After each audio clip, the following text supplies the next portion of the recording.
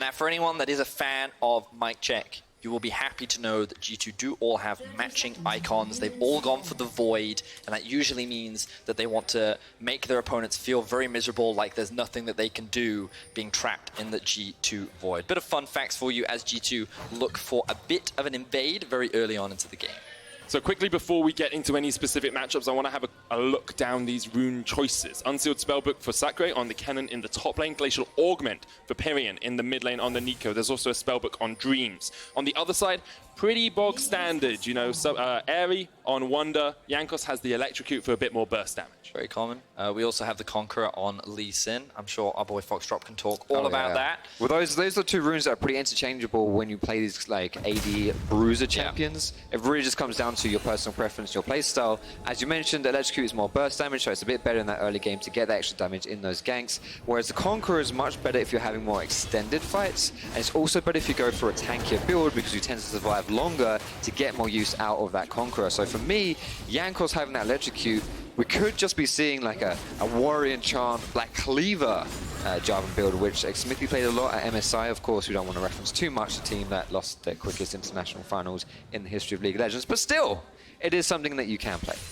Yeah, and I do also think that for a Lee Sin running Conqueror, it's super easy for him to get those stacks as well because of the spam ability of all of his abilities.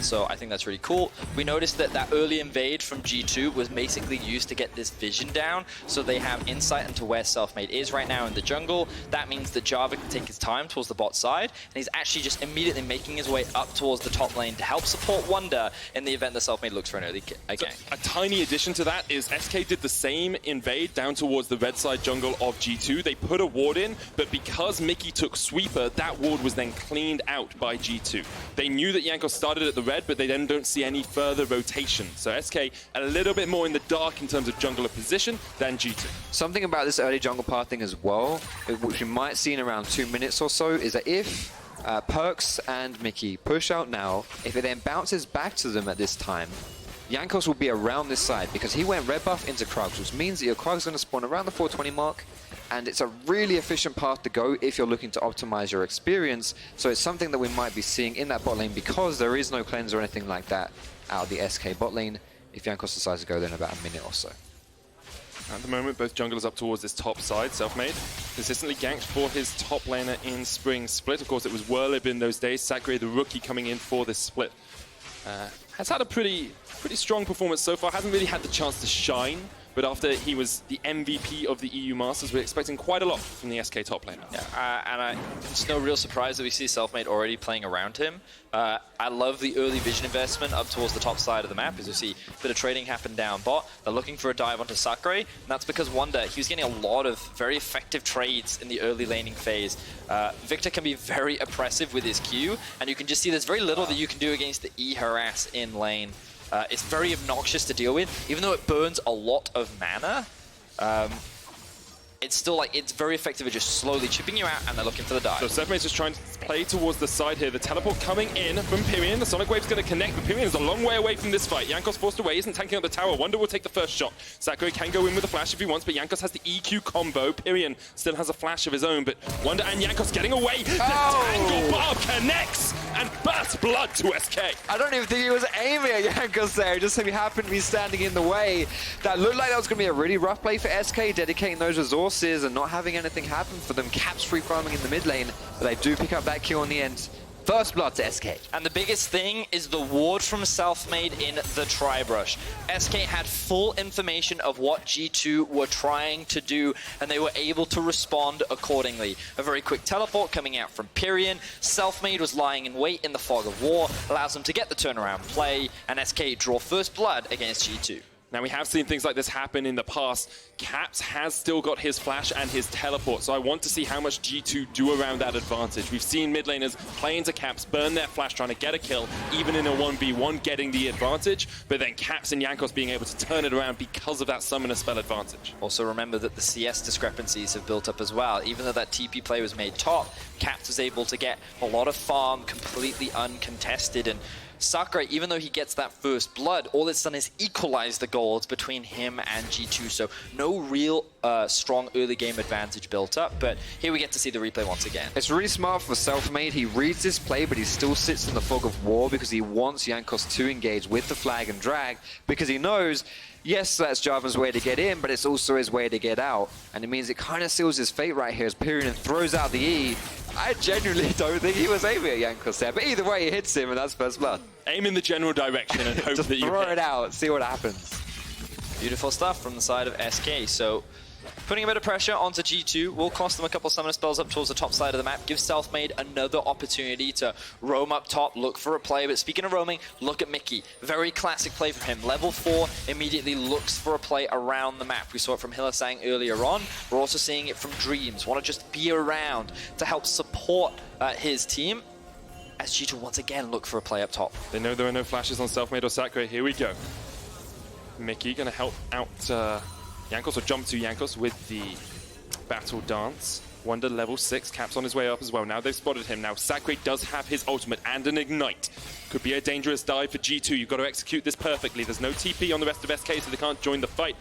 But that's very well played by SK. They're absorbing so much pressure up towards this top side. And meanwhile, Perkz is just kind of left in an island down towards the bottom lane. He's forced in a 1 versus 2, which SK are more than happy to reap the rewards from. So G2 fail another early play, and SK just slowly but surely building up a gold advantage. Perkz is not too happy about being left by himself, but on the flip side, as far as it goes, he played that one how he needed to play it, pulls back, allows SK to push into him, and then just takes the CS under the tower there. And Mikyx will be back down here in time. Looks like they might actually get engaged with Crownshot. Jump to Crownshot, flash in from Dreams for the Devour. Perkz is going to get some more damage out. That's a summoner burn on the side of the Tahm. Kench. Feel like Crownshot could have played that a bit safer. Mikyx comes back into bot lanes like, did you miss me? Very quick knockup, very clean, and they immediately force a flash out. Great stuff there from Mikyx. Now Jankos turning his attention to the bot side of the map. Difficulty here for Crownshot is he doesn't have the teleport, so he's going to try and clear out the wave. Selfmade forced away, dodges away from the EQ, but Caps on his way up as well. Selfmade with the fancy feet. Mikyx, though, with the chase, with the grand entrance, going to get the chase down. Selfmade continues to try and get away, but it doesn't really have anywhere to go. Dreams on his way with the Devour. The heal comes out as well. G2 once again investing a lot, and somehow Selfmade gets away. SK absorbing pressure all over the map. Selfmade with a happy feet on that play right there. Dodging out, ducking and diving as well. And Jankos breaking his ankles a little bit. Dreams coming through with the perfect hero save. And you mentioned Perkz, the man himself playing in this game right here on the old Sivir, did hype up Dreams and say he's a very mechanically strong champion player. And, you know, Tahm Kench, as we all know, very mechanically intensive. And right there, perfectly timed the Devour to save Selfmade. And also, think of the resources invested by G2. Flash on Mikyx, flash on Perkz. Selfmade didn't even have his flash, yet due to some very great play, was able to get out of that very sticky situation. So good demonstration of potential Lee Sin mechanics there from Selfmade. And SK right now have not conceded any early game advantages to G2. Very few teams around the world can say that. I was just about to say that when you ripped it right out of my mouth, Eddie. This is exactly how we see G2 be such a dominant team. They just run around and they outplay you consistently. And they've looked to do that in this game, and they've made the same moves, but SK have reacted really, really well, and most importantly, have not buckled under any of the pressure that G2 have thrown at them. And I think the important thing is, as they've been absorbing that pressure, they haven't really lost any gold either. If you look across the scoreboard, 200 gold between the two teams. Sacre is actually even with Wunder, even though he's 20 CS behind, and there's a lead for Crownshot on that Ezreal down towards the bottom side. So SK have been able to find small advantages, while G2 have been trying to make plays. But do remember that G2 were not actually known for their early game last split. It was their mid game that was their scariest point. Their ability to find... Ooh, Selfmade. Good counter flash there by Wunder. Very clutch stuff. But nothing really comes out off the back of it. Just a couple of summoners traded. But as I was saying, G2 are really scariest at their mid game as Caps goes for an all-in. Yeah, Pirean flashes away, uses the shield from the Pot Blossom, will escape. Caps didn't have to burn a flash of his own, and Jankos is waiting just around the corner, so Pirean will back all the way back to his tier 2 and call for assistance from the highly mechanical Tahm Kench. That is one of the scariest things about picking Neeko into Sylas. It's a very, very strong ultimate to steal. I always feel like the best ultis to steal for Sylas as a tier list, tier 1, engage tools, and tier 2, teamfight tools. That has to be the strongest teamfight ulti, one of them in the game, especially if you're playing Sylas, who actually has like perfect setup for that ultimate, right, with the double dash. Doesn't get anything there, but we'll see later on into the game, that's going to be extremely scary. Now with regards to SK, you just spoke about team fighting. They do have good team fighting of their own.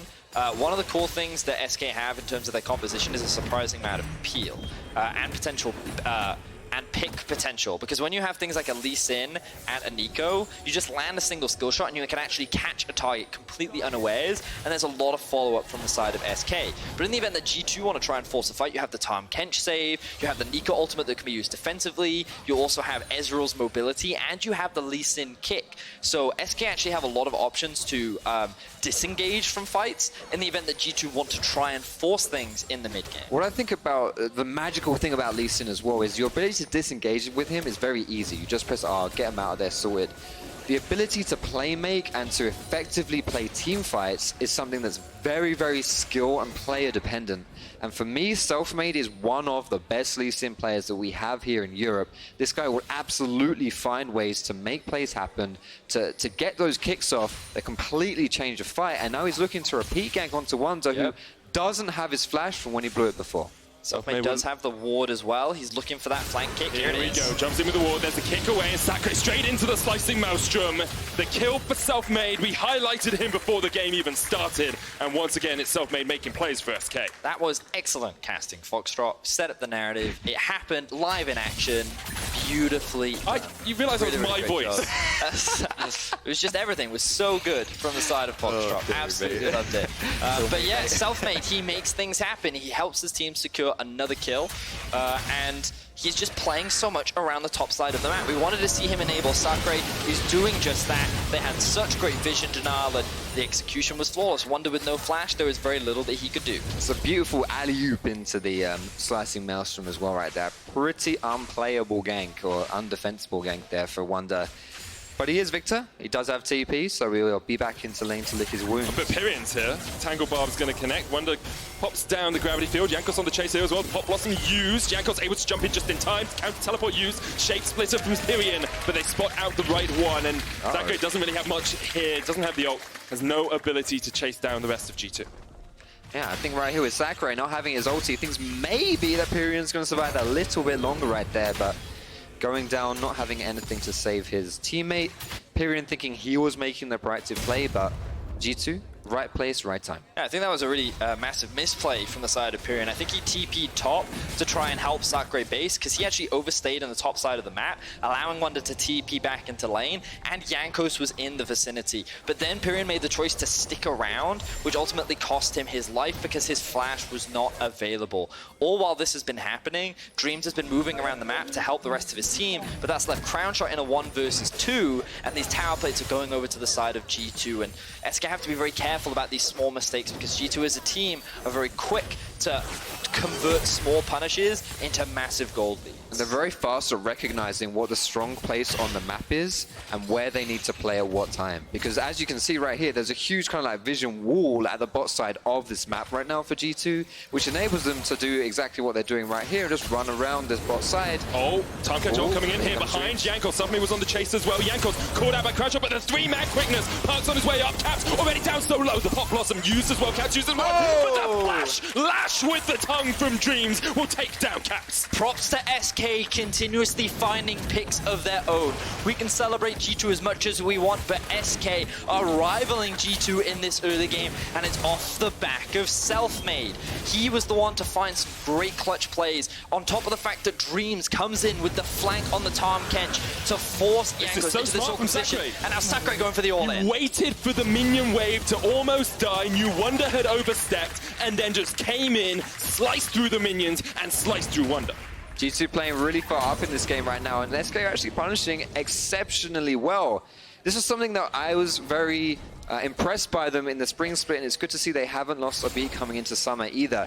I was mentioning G2, they put this minion wave, this vision line down in the bot side jungle, and this gives them the confidence to move into the bot side of the jungle to play around this dragon, but they don't expect SK to also be prepared to be ready to react to this, which is exactly what they do.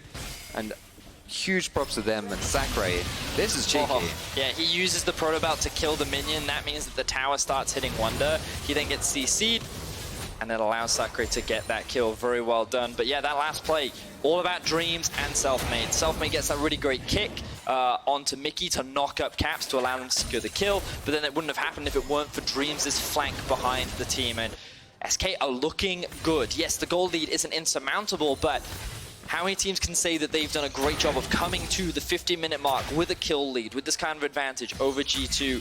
And it's great to see this level of performance from the side of SK. It definitely is. And you'll note as well, we're praising SK a lot, saying that absorb pressure, they've been able to make the picks. We're not really putting G2 down too much. At some point, you expected this team to have a hiccup, to have a game where they maybe struggled in the early game. Here, they're still only 500 gold behind. They're still very well within reaching point of this game.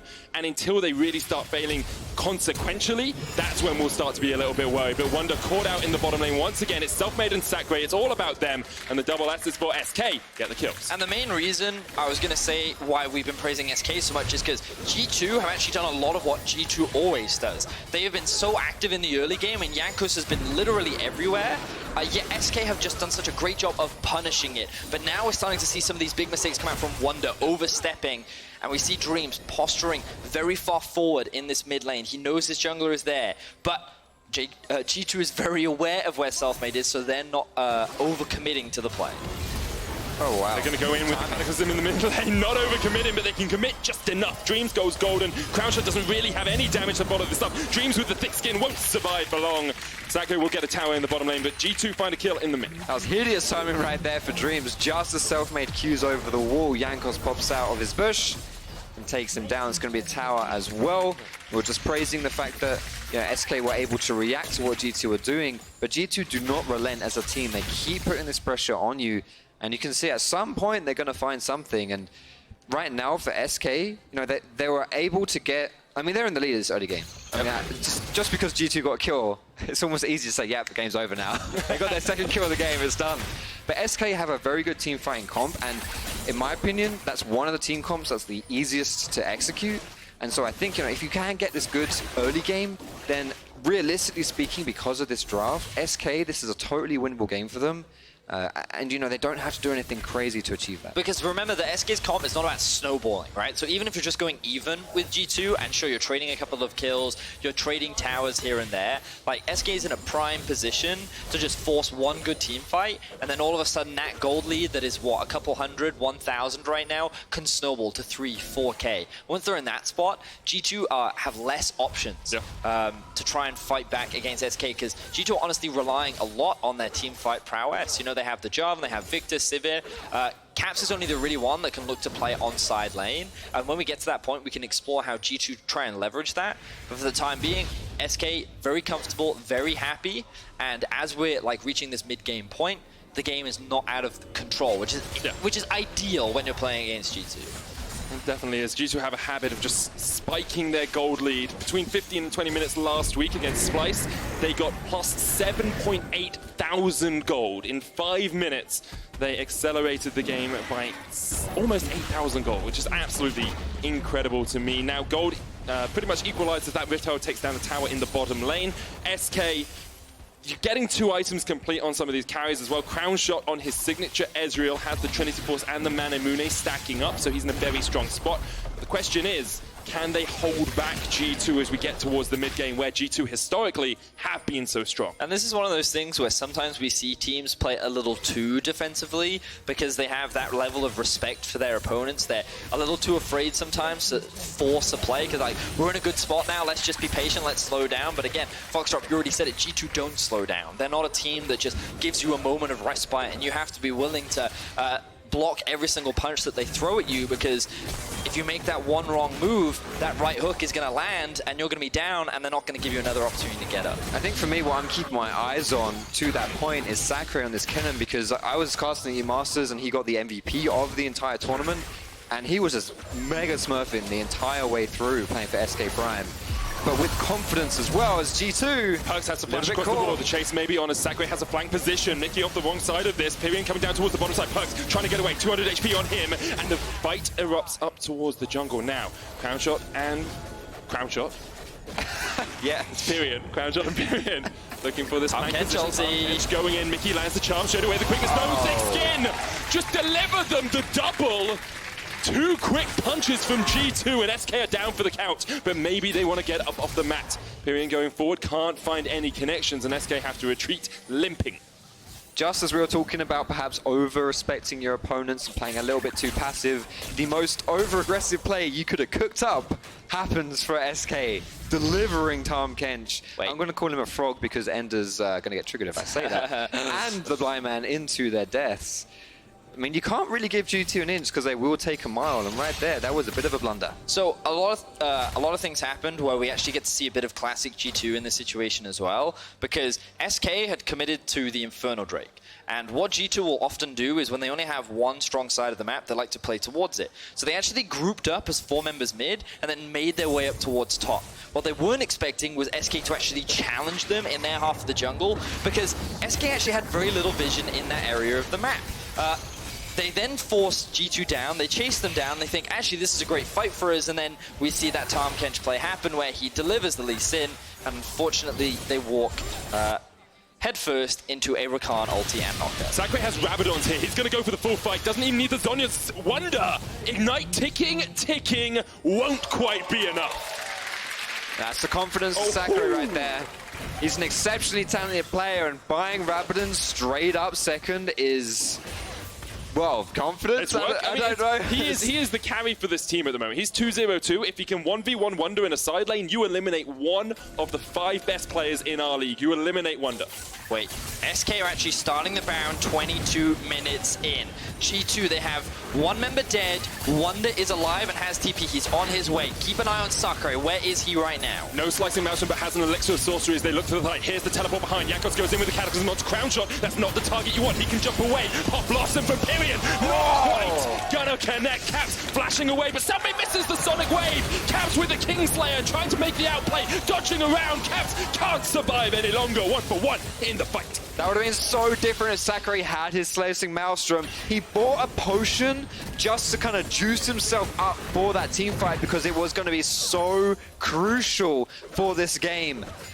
Man, the balls on SK to make a call like that is just, against G2, I mean, you have to give huge respect for them to be able to do this. This team is not going to go down without a fight. Yeah, especially given that the Kennen ultimate was unavailable. It was used bot to try and get that kill onto Wunder, and if they had killed him, this could have been a big deal, but here is a clear mistake from the side of G2. Medic, we talked a lot about it last game. If it's 4 people versus 2 people, the 4 people win, and G2's bot lane should have conceded that objective. They didn't, they try to fight, they lose their life. Sacre Now we're going to go back to the action. Slicing Maelstrom comes out with the exhaust as well, but it's not going to be enough. Jankos and Wunder get the shutdown. Selfmade on his way down. Here comes the teleport as well from Pirean. SK continue to take fight after fight against G2. But the battlefield is in favor of G2. You have to deal Mikyx with the grand entrance.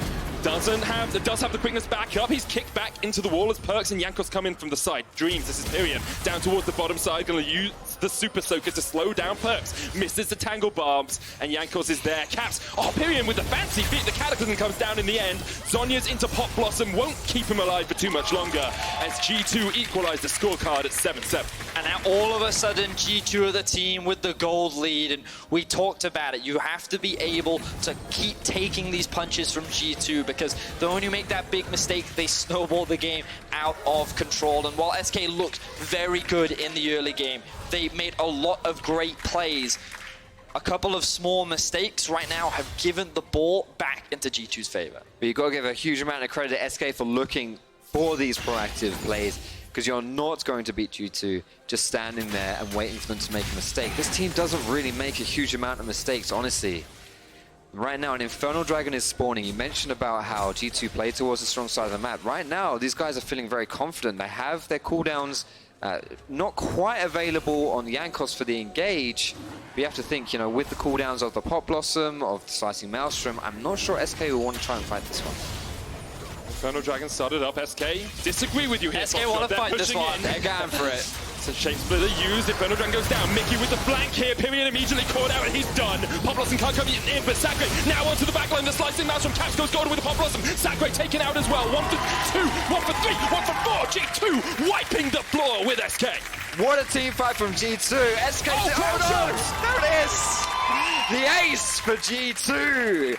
Wunder picking that one up on the backside. SK, they wanted to contest the Infernal Dragon, but it wasn't a fight they could take. They're going to lose a lot more than just the Infernal, though, now. Foxdrop, you said it was risky. You said maybe they don't want to take this fight, but SK said, we've got to. We've got to go for this play in order to regain control over the map. But look at Mikyx. He's sitting in darkness. He finds such a massive taunt onto the SK lineup that they cannot land the big wombo combo. Because all of the members get picked off one at a time, G2 come out on top. They only lose the engager of Mikyx. And Crownshot been watching some Patrick recently, I believe.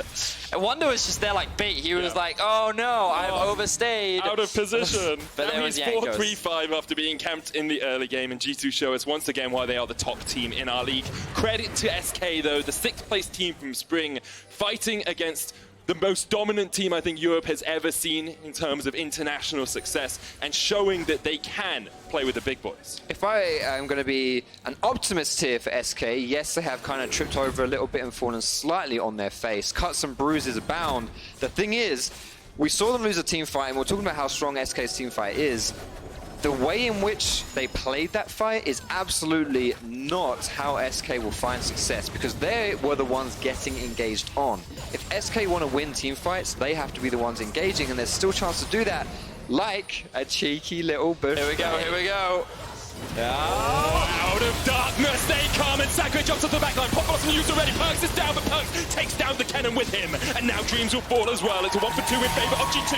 Crownshot trying to do what he can. Wunder down to half. Caps has the flank position here. Oh, he's just going in. He's going in. 1v3. Caps is looking for it. G2 are looking for the total knockout blow here. A haymaker from Caps could make it happen, but instead Caps will act as the bouncer and force SK away. And while I like your optimistic approach, Foxdrop, unfortunately the levels and gold are just too big in favor of G2. They're going to break into the base. SK holding the line for now. Oh, good flash away from Selfmade as the grand entrance comes in from Mikyx. The inhibitor has to be the target here. Crownshot's used his arcane shift, and Caps is on the chase. Caps can sense blood in the water.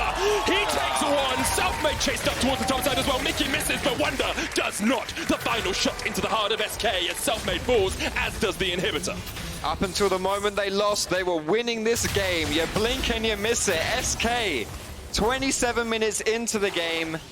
G2 are running into the base. They're looking for the Nexus towers, and shortly after, you have to think the Nexus as well. 5 minutes ago, SK were 2,000 gold ahead. Now G2 with a 10,000 gold lead continue to push in.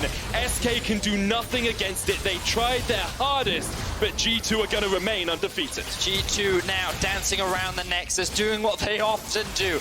Look for more kills. Will they be able to pad their KD out more? The Abyssal Voyage coming in behind. Yes, they will, because Dreams just feeds them a catfish on a platter. The Nexus is down to half, but that's all the minions doing the work. Selfmade trying to survive, but he cannot stay alive. G2 rounded out and are 3-0 in Summer Split.